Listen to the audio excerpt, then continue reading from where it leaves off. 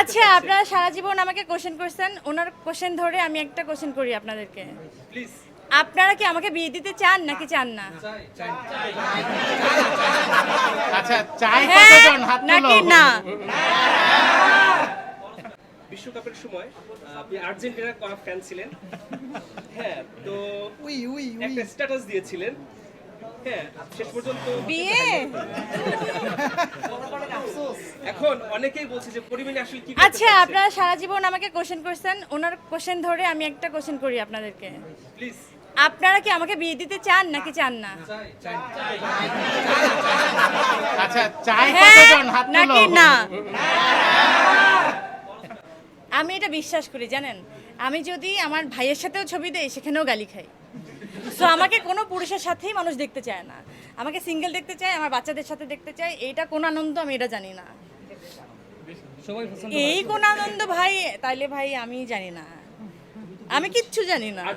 Argentina বিশ্বকাপ না পাওয়ার পরে আপনার মানে মন তো অবশ্যই খারাপ হয়েছে। কি করেছিলেন আসলে? সবসময় তো আপনাকে পাই না আসলে, আমরা এই জন্য জানতে চাই। ভাই এরিক্স থেকেই তো আমি বলছি আমি বিয়ে করবো।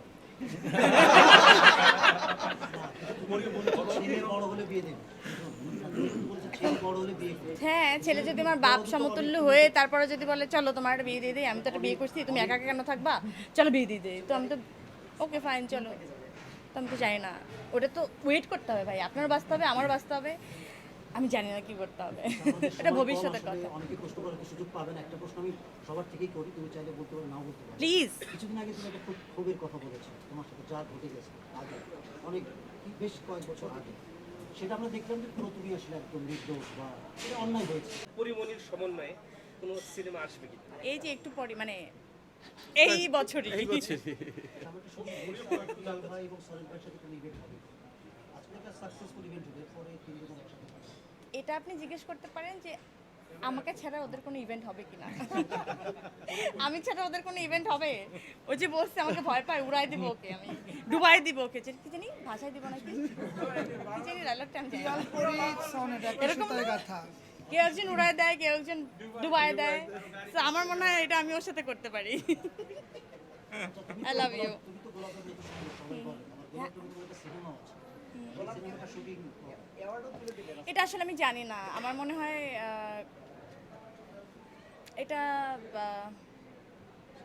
আমার থেকে ভালো উত্তর প্রোডাকশন হাউস দিতে পারবে, প্রডিউসাররা দিতে পারবে, আমি জানি না, কারণ প্রডিউসাররা মরে যায় ভাই। আচ্ছা, তো গোলাপ শুরু হওয়ার আগেই গোলাপকে আপনি অ্যাওয়ার্ড দিলেন। নীরবের হাতে? আচ্ছা, আমি একটু বলি, এটা কিন্তু চয়নিকে দিয়ে হাত থেকে দেওয়া হয়েছে, তাই না? এবার তুমি বললে। আমি আরটা নিলাম বলতে পারো। একদমই।